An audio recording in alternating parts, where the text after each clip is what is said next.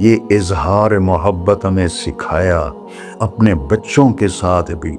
میرے بچے بڑے ہو گئے لیکن میں نے ایشل گلے لگاتا ہوں جیسے یہ چھوٹے بچے، کہ یہ محبت ٹرانسفر ہوتی ہے، ہم اظہار نہیں کر سکتے. تو بچوں پر اپنی رائے مسلط نہ کہو کہ وہ بڑے ہو جائیں تو شریعت نے ان کو حق دیا ہے، اس سے آپ کا گھر خوبصورت بن جائے گا. یہ میرے نبی کی پیاری زندگی کے چند صفحات میں نے آپ کے سامنے پیش کیے ہیں.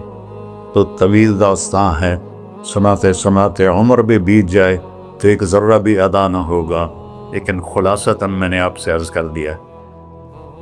صدق حدیث، حفظ امانت، حسن خلیقت، سچائی، دیانتداری، اخلاق، اور چوتھا اور آخری عفت فی طعمت، رزق حلال کماؤ، رزق حلال کماؤ.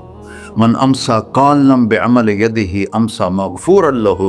مسلم شریف کی حدیث ہے، جو صبح سے شام تک اپنے دنیا کے کاموں میں حلال اور رزق کی تلاش میں تھک کے گھر جاتا ہے، اس کے اس دن کے سارے گناہ معاف ہو جاتے. کتنا بڑا عمل ہے رزق حلال، بندگی بن جاتا ہے. آپ نے ایک صحابی کو دیکھا، ان کے ہاتھوں پہ چھالے نہیں، وہ جو مزدوروں کے نشان ہوتے ہیں نا، کئی چلا چلا کے وہ تھے. تو آپ نے اس سے پوچھا، سعد یہ کیا ہے؟ کہ یا رسول اللہ، بچوں کے لیے روزی کماتا ہوں، اپنے ہاتھ سے کام کرتا ہوں، تو میرے ہاتھوں پہ یہ نشان پڑ گئے. تو آپ نے ان کا ہاتھ ایسے پکڑ، سب کو دکھا کر ایسے اس کا بوسہ لیا، پھر فرمایا جو ہاتھ بچوں کو حلال کھلاتے ہوئے ایسا ہو جاتا ہے، اس پہ جہنم کی آگ حرام ہو جاتی. صرف نماز سے نہیں گناہ معاف ہوتے، حج سے نہیں معاف ہوتے، رزق حلال کے کمانے سے بھی روزانہ کی صفائی ہو جاتی ہے.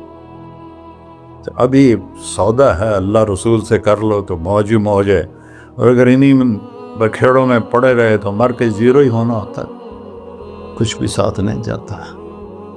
تو اللہ مجھے بھی توفیق دے، اللہ آپ کو بھی توفیق دے کہ ہم اپنے نبی کی زندگی کو اور اپنے رب کو سامنے رکھ کر زندگی گزاریں. اور آپس میں اگر لڑے ہوئے ہو، صلح کر لو. آپس میں کوئی لڑو، دیکھو جھگڑا ہو جاتا ہے، بول چال بند نہ کرو. جھگڑا ماں سے بھی ہو جاتا ہے، باپ سے بھی، بیوی سے، بول چال بند نہ کرو. نہیں بس ساڈا بائی کاٹ. ہم تو پنجابی لوگ ہیں، دیہاتی کو تھوڑی اونچ نیچ ہو جائے تو ہماری لینگویج اساں لیکا چھک دیتا ہے، سمجھو، ہم نے لکیر لگا دی ہے، نہ انہاں دے مرن تے جاونا ہے، نہ انہاں دی شادی تے جاؤ. یہ ساڈے جنازے وچ بھی نہ آم. اللہ، میرے گاؤں میں جنازہ تھا، میرا اپنا عزیز، اس کی والدہ فوت ہو، تو رشتہ داروں میں قریبی رشتہ دار جنازے میں پہلی صف میں کھڑا تھا. تو جنازے پر تو سب کے دل نرم ہو جاتے ہیں. جب اس نے دیکھا نا کہ میاں صادق میری ماں دے جنازے چ باہر نکل جا، یہ تہذیب ہے ہماری. تو جھگڑا ایک فطری چیز ہے، لیکن بول چال بند نہیں کرنی ہے، دل میں نفرت نہیں پالنی ہے، اس کو صاف کر کے معاف کرنا ہے. اللہ بہت خوش ہوتا ہے. اور میاں بیوی میں جھگڑا ہو جائے اور وہ صلح کر لیں، اللہ ان کے پچھلے سارے گناہ معاف کر دیتا ہے. کیا مزے کی بات. السلام علیکم. دعا فرما ہے. اچھا بھائی بیٹھ جائیں، دعا کر لیں. انت اہلہ وصلی علی محمد کما انت اہلہ وفعل بنا ما انت اہلہ انک اہل التقوی و اہل المغفرہ.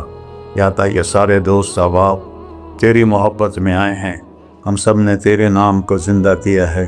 ہماری یہ محفل قبول فرما اور ہماری یہ مجلس قبول فرما، اور یا اللہ جو کچھ کہا ہے اس کے مطابق ہماری زندگی بنا دے. اور یا اللہ جو ہم نے نیت کی ہے کہ غزہ کے مسلمانوں کو گھر دینا ہے، چھت دینی ہے، ان سب کو، یہ کسی ایک آدمی کے بس کا کام نہیں ہے، یہ سارے مل کر کریں، ہم بھی کریں. اس لیے ہمیں توفیق نصیب فرما. تیرے نبی کا فرمان ہے، جو میری امت کی دنیا کا خیال نہیں کرتا وہ مجھ سے نہیں ہے. اور اس وقت سب سے محتاج امت غزہ کے اہل ایمان ہے. تو یا اللہ ان سارے بھائیوں کو ہمت دے، توفیق دے. ہمیں وہاں تک پہنچانے کا وسیلہ تو نے بنایا ہوا ہے، ہمیں یہ امانتیں ان تک پہنچانے کی توفیق دے. ان کے کاموں میں برکت دے، ان کے قرضوں کو اتار دے، ان کو سود سے بچا دے، ان کو دیانتداری نصیب فرما، شفافیت نصیب فرما، مرتے وقت ہم سب کو کلمہ نصیب فرما۔ وصلی اللہ تعالی نبی الکریم۔ میرے نبی کے پردادا حضرت ہاشم بن عبد مناف کو غزہ میں دفن ہے، اور اس ملک میں عیسیٰ علیہ السلام، موسیٰ علیہ السلام، ہارون علیہ السلام، زکریا علیہ السلام، یحییٰ علیہ السلام، داؤد علیہ السلام، سلیمان علیہ السلام، اتنے نبی اس مٹی میں دفن ہیں۔ تو اللہ کو ہمت دے، کھل کر خرچ کریں، اللہ واپس کرتا ہے۔